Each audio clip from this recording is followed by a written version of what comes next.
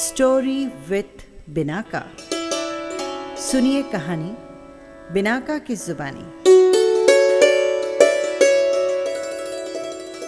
तो लीजिए, हाजिर है पद्मा सचदेव की कहानी कल कहाँ जाओगी।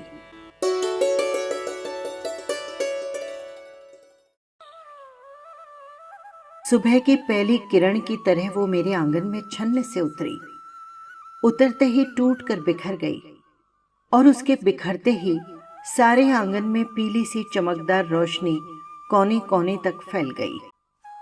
खिलखिलाकर जब वो सिमटती तो रोशनी का एक घना बिंदु आंगन के बीचों बीच लरजने लगता और उसकी बेबाक हंसी से आंगन के जूही के फूल खुलकर अपनी खुशबू बिखेरने लगते। उसका नाम था प्रीत। मैं उसे प्रीतो कहती थी। हुआ यूं कि मेरी एक बड़ी पुरानी सहेली अपने घर जा रही थी। मेरे पति विदेश गए थे। घर वैसे भी काटने को दौड़ रहा था। मेरी सहेली ने प्रस्ताव रखा कि प्रीतो को कुछ दिन में अपने घर में रख लूं, तो मैंने फौरन हाँ कर दी। मेरी सहेली का दायां हाथ थी प्रीतो। उसके किंडरगार्टन स्कूल के बच्चे तो तीतो तीतो कहकर स्कूल में घुसते और फिर वो उनकी प्रीतो आंटी हो जाती। प्रीतो को प्रीत कहलवाने का शौक था। स्कूल से लेकर तकिए के गिलाफ तक सारे काम प्रीतो के सुपुर्द थे। पर जब छुट्टियों में मैडम घर जाने लगी तो प्रीतो को साथ ले जाना उसकी हिसाबी बुद्धि को ठीक न लगा। मेरी ये सहेली बचपन से ही दबंग थी। एक बार गोलगप्पे वाले से उसका झगड़ा हुआ और मैडम की चप्पल की मार से वो भाग गया था। तब से हम उसे मैडम ही कहते हैं। उसका असली नाम तो हम भूल ही गए। 2 दिन पहले ही मैडम प्रीतो को लेकर घर आई थी। जब मैडम ट्रेन में बैठी तो प्रीतो, जो उसका राई रत्ती संभाल कर देती थी, थक कर चूर हो चुकी थी। आते ही वो 2 सेरिडॉन खाकर सो गई। दूसरे दिन अभी घर में चहलकदमी की आवाजें आनी शुरू हो गई थी। बाथरूम का पानी धुआंधार बहने की आवाज आई। लोहे की बाल्टी में खुले नल का पानी शोर कर रहा था। बिस्तर में आंखें मीचे मीचे मैं जोर से चिल्लाई, प्रीतो। जी मैडम। वो जैसे सर पर ही खड़ी थी।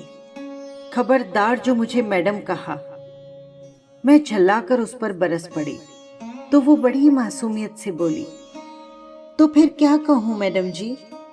पहले ये नल बंद करो, और हाँ, तुम मुझे दीदी कह सकती हो। वो मुझसे कब आकर लिपट गई ये मैं जान ही न पाई। दीदी दीदी कहकर उसने सारा घर गुंजा दिया। फिर उसके अतीत की चंद पोटलियां पल भर में ही मेरे सामने बिखर पड़ी। प्रीतो अकेली बेटी थी, 3-4 भाइयों की अकेली बहन। पर उसका बाप, जो बड़ा ही से ज्यादा शराबी था, उसने इसके जरा सा बड़ा होते ही इसे नंबरदार के बेटे को ब्याह दिया। उसे पुराना दमा था। इस अन्याय का विरोध कौन करता। उसके भाई शराबी बाप की मार खा खा कर दौड़ने की उम्र आते ही घर से भाग गए। माँ घर के दीवारों में से एक थी। भगवान की करनी, सुहाग रात के दिन ही दूल्हे महाशय को दमे का ऐसा दौरा पड़ा कि अस्पताल ले जाना पड़ा। सुहाग शैया पर बैठी बैठी प्रीतो सोई रही। सुबह लोगों ने कहा, कुलच्छनी है कुलच्छनी, घर आते ही पति पर वार कर दिया। पता नहीं नंबरदार के इस नाम का क्या होगा। इसका पांव तो जानलेवा है। तभी हमारी मैडम वहां पहुंच गई और इसके शौहर के मरने से पहले ही उसे घर ले आई। सारे गांव के मुकाबले में वो अकेली ही थी, पर दबंग ऐसी कि उसे देखते ही नंबरदार हुक्का छोड़कर उठ खड़ा हो। इसी दबंगता की वजह से आज तक उसकी शादी न हो पाई थी। ऐसी ख्याति थी कि पुरोहित भी उसकी जन्मपत्री लेकर कहीं जाने को राजी न होता, सो वो कुंवारी ही रह गई। प्रीतो की आंखों में तैरते सपने मैडम ने बड़ी आसानी से पहुंच डाले और शहर में आकर बच्चों का ये किंडरगार्टन खोल लिया। प्रीतो को जो सहारा मिला तो उसने अपना सारा मन बच्चों में लगा लिया। मैडम उसे प्यार भी करती है, पर मजाल है जो कभी उसे पता चल जाए। प्रीतो, जिसने शादी से सुहाग सनी भंवरों में शर्मा शर्मा कर पांव रखे, अग्नि के आगे कस्में वादे करते समय पिघलती रही। वो प्रीतो कब तक अनुशासन में रहेगी, इसका भय मुझे बराबर लगा रहता था। मेरे घर आते ही जरा सी सहानुभूति उसकी आंखों में फिर से सपने के संदेश बुनने लगी। सारा काम वो हंसते हंसते निपटा लेती और सारा दिन कोई 6 बार कंघी करके महा उबाऊ हेयर स्टाइल बनाती रहती। बिंदी लगाने का तो उसे बड़ा चाव था। मैंने एक दिन कहा, प्रीतो, तू बिंदी लगाकर मिटा क्यों देती है? उदास होकर वो बोली, वो मर गया ना। पर दीदी, मेरा मन बिंदी लगाने को करता है। मैंने कहा, तो उससे तेरा क्या वास्ता? ये कोई शादी थोड़े ही थी। वो उत्साहित होकर बोली, यही तो मैं कहती हूं दीदी, पर मैडम हमेशा टोक देती है। कहती है, लाल बिंदी सिर्फ सुहागने लगा सकती है, तुम काली बिंदी लगाया करो। हाँ दीदी, काली बिंदी तो लगा सकती हूँ, और अब उसे मरे भी तो 1 साल हो गया है। अब तो उसका प्रेत भी मुझे तंग नहीं कर सकता। ये कहकर वो हंस पड़ी। वो कहने लगी, दीदी, अगर वो जिंदा रहता ना तो मैं गांव कभी न छोड़ती। शादी से पहले एक बार उसने रास्ते में मेरा हाथ पकड़कर कहा था, कसम खा प्रीतो, मुझे कभी छोड़कर न जाओगी। और मैंने कसम खाकर कहा था, कभी नहीं। तभी किसी के कदमों की आहट हुई थी और उसने मेरा हाथ छोड़ दिया था। उसके घर वाले कहते हैं, हमें तो पता था कि ये ज्यादा दिन न रहेगा। हमने तो शादी इसलिए करवा दी कि प्रेत बनकर हमें तंग न करे। मेरा गला उन्हें काटना था, सो काट दिया। मैंने कहा, प्रीतो, तू तो अभी 20 की भी नहीं हुई है, ऐसी बातें क्यों करती है? तेरी किसी भी बात से नहीं लगता कि तेरी शादी हो चुकी है। ये जोग जो तुमने मैडम की संगति में लिया है जानबूझकर, इसे छोड़ना ही होगा। दीदी, पति को लेकर जो सपना मैं बुना करती थी ना, उनका राजकुमार ये तो ना था। वो सपने बड़ी बेरहमी के साथ मेरी आंखों से पहुंच दिए गए। अब उस नई स्लेट पर कोई न कोई रोज आकर मिट जाता है, कोई मूरत बनती ही नहीं। मैंने उसे बड़े प्यार से पूछा, तुम्हें कोई अच्छा लगता है प्रीतो? नहीं, पर जी चाहता है मैं किसी को अच्छी लगूं। हाथ पांव में मेहंदी, मांग में सिंदूर, लाल जोड़ा और सुरमई आंखें, इनके साथ अगर सुहाग होता है तो मेरा भी हुआ था। पर सुहाग तो पति के साथ होता है, और वो तो मैंने देखा नहीं। प्रीतो, मैडम का किंडरगार्टन तू ही तो संभालती है। अगर तुझे कोई अच्छा लगे तो क्या सब छोड़ जाएगी? पता नहीं दीदी, पर मैडम क्या ये बात सह पाएगी? यही तो बात है। मैडम का मुझ पर पूरा भरोसा है और इसी से मुझे डर लगता है कि कहीं कोई अच्छा न लग जाए। मैडम तो मैडम, बच्चों के माँ बाप भी मुझी पर भरोसा करते हैं। मैडम को तो सबके नाम भी नहीं आते हैं। और फिर अगर एक दिन भी अपने हाथ से मैं खाना बनाकर न खिलाऊं तो मैडम खाती ही नहीं। 2 महीने कब निकल गए पता ही न चला। बस एक दिन मैडम आई और प्रीतो को लेकर चली गई। जाती बार प्रीतो ने चोरी से मुझसे कहा था,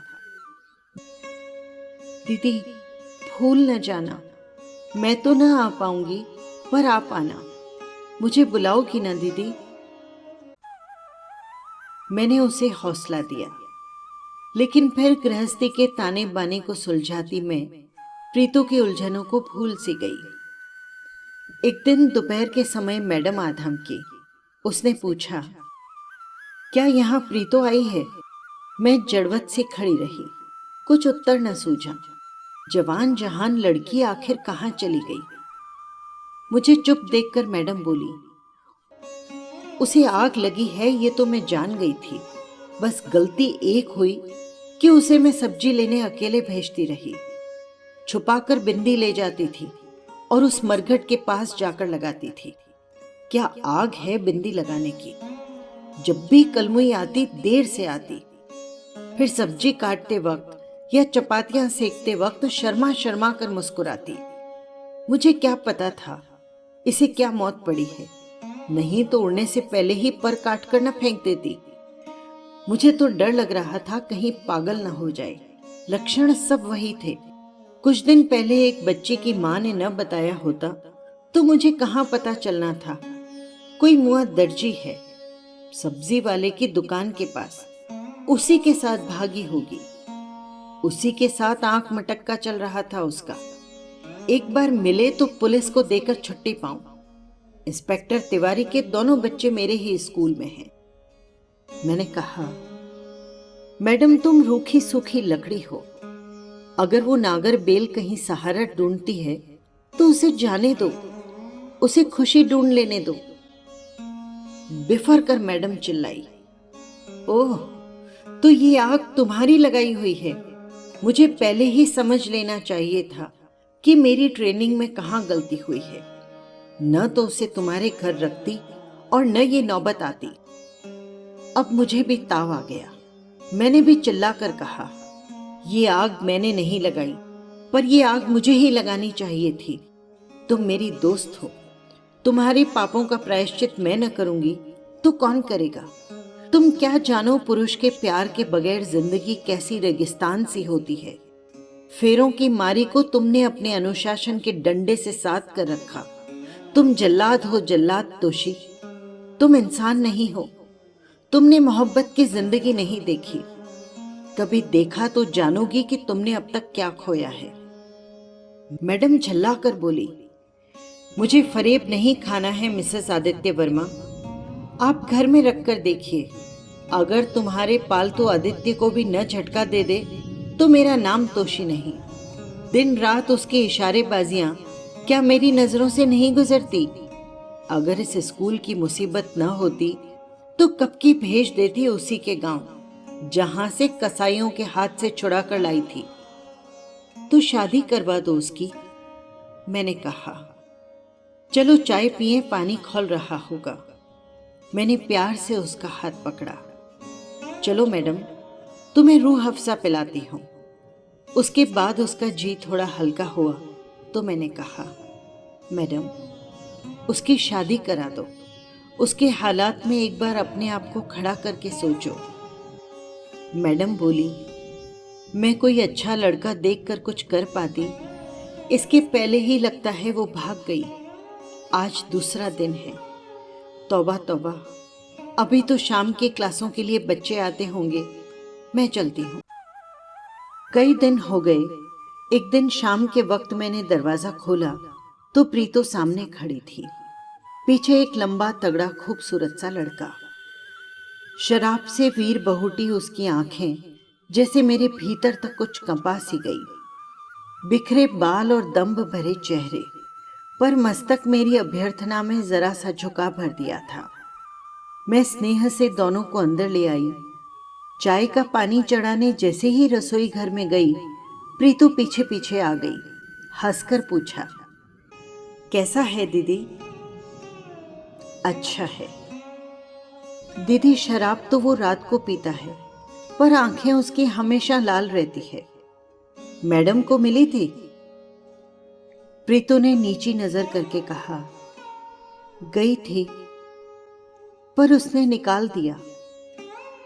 प्रकाश, यही आदमी बड़ा गुस्सा हुआ। थोड़ा ठहर कर बोली, दीदी मुझे पुरानी धोतियां देना। ये एक ही धोती है जो मैडम की थी।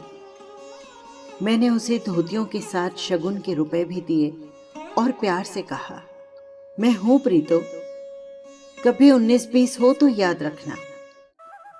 प्रीतो मेरे सीने से लगकर रो पड़ी। मुझे मालूम था वो गलती कर चुकी है। यह आदमी पति जैसा तो नहीं लग रहा। कुछ ही दिन बाद मैडम का फोन आया। क्या दोस्ती निभा रही हो मिसेस आदित्य वर्मा? कल तुम्हारी वही साड़ी पहने प्रीतो मिली थी। जो हमने साथ साथ कॉलेज के मेले से खरीदी थी। देखना कहीं साड़ी के भुलावे में आदित्य को न भुलावा हो जाए। आदित्य? मैं चौंकी। ये मैडम कितनी संगदिल है। उसके दूसरे ही दिन प्रीतो फिर आई, लेकिन अकेली। रसोई घर में आकर बोली, दीदी मुझे बैंगन की पकौड़ियाँ बना दोगी? मैंने उसे भरपूर नजर से देखा। वो शर्माई और कहने लगी, अभी तो 3-4 महीने हैं। आज वो नासिक गया है, तभी आ सकी हूँ। मुझे कुछ पैसे भी दोगी ना? वो तो खाली राशन लाकर रख देता है, एक भी पैसा हाथ में नहीं देता। बाहर से ताला लगाकर दुकान पर जाता है। फिर अचानक खुश होकर बोली, दीदी वहां पर एक खिड़की है जिसमें से कूदकर मैं कभी कभी निकल जाती हूँ। पर एक दिन पड़ोसिन ने उसे बता दिया था। उस रात उसने मुझे बहुत मारा। मैंने उसकी ओर देखे बिना ही पूछा, कोई शादी का कागज है तुम्हारे पास? नहीं दीदी, शादी तो मंदिर में हुई थी। पैसे लेकर प्रीतो चली गई। 3-4 बरस उसका कोई पता न चला। एक दिन मैडम ही कहीं से खबर लाई कि उसका पति उसे बहुत मारता है। एक दिन देवर ने छुड़ाने की कोशिश की थी, सो उसे भी मारा और प्रीतो को घर से निकाल दिया। वो तो पड़ोसियों ने बीच बचाव करके फिर से मेल करा दिया। मैं थोड़ी दुखी हुई, फिर सोचा बच्चे हैं, बच्चों के सहारे औरतें रावण को भी सह लेती है। इसी तरह एक शाम आई, साथ लाई कुछ मेहमान। आदित्य बाजार से कुछ सामान लाने गए थे। तभी दरवाजे की घंटी बजी। दरवाजा खोला तो एक अजनबी औरत अपने फूल से 2 बच्चों को थामे खड़ी थी। मैंने पूछा, प्रीतो? बच्चों की उंगलियां छुड़ाकर यूं लिपटी जैसे इस भरी दुनिया में उसे पहचानने वाली सिर्फ मैं अकेली थी। मैंने उसे छुड़ाकर कहा, प्रीतो, घर में मेहमान हैं, आओ अंदर चलो। बगैर भूमिका बांधे प्रीतो बोली, दीदी वो चला गया है दुबई, घर भी किसी और को दे गया है, सिर्फ आज रात मुझे रह लेने दो। मैंने कहा, प्रीतो ये मेहमान आज ही आए हैं, तुम्हें कहाँ सुलाऊंगी, फिर बच्चे भी तो हैं। मैं इन्हें लेकर बरामदे में सो जाऊंगी दीदी। कल सवेरे यहीं मैंने किसी को मिलना है, वो मेरा कोई इंतजाम करने वाले हैं। मैडम मुझे किसी आश्रम में भेजना चाहती है, तो तुम मैडम के घर क्यों नहीं गई? वो कभी नहीं रखेगी दीदी। और फिर मैं आश्रम नहीं जाना चाहती। पर क्यों? अगर कभी इनका बाप आया तो? मेरी आंखों के आगे आदित्य का चेहरा घूम गया। मैडम की कही हुई बात भी याद आई। एक रात उनकी मर्जी के बगैर भी रख सकती थी, पर प्रीतो को ये पूछने का उसमें साहस न था कि कल कहाँ जाओगी। मैंने अपने अंदर के इंसान का गला दबाया और कहा, नहीं प्रीतो, यहाँ रहना मुमकिन नहीं है। ये लोग हमारे जेठ की लड़की देखने आए हैं। लड़की कल दिल्ली से आएगी। ऐसे नाजुक रिश्तों के दौरान मैं घर में कोई अनहोनी नहीं कर सकूंगी। तुम पैसे लो, अगर कल सवेरे किसी को मिलना है तो टैक्सी में आ जाना। अब तुम जाओ। मैंने उसके दोनों बच्चों को उसकी उंगली से लगाया, दरवाजे के बाहर जाकर चौकीदार से टैक्सी मंगवाई और बच्चों के साथ प्रीतो को बैठते देखा। उसकी पसीने से तर हथेली में कुछ नोट खोस दिए। घर आकर दरवाजा बंद कर लिया। ये दरवाजा मैंने प्रीतो के लिए बंद किया था या अपने लिए, ये न जान पाई। रात भर मुझे चौराहों के ख्वाब आते रहे। फिर कई दिन मैं दीवारों से पूछती रही, कल कहाँ जाओगी? बस यही थी कहानी। आपको कैसी लगी कमेंट बॉक्स में ज़रूर लिखिएगा। और हाँ, यदि आपने चैनल को सब्सक्राइब नहीं किया है तो कर लीजिएगा। फिर मिलेंगे किसी नई कहानी के साथ। नमस्कार।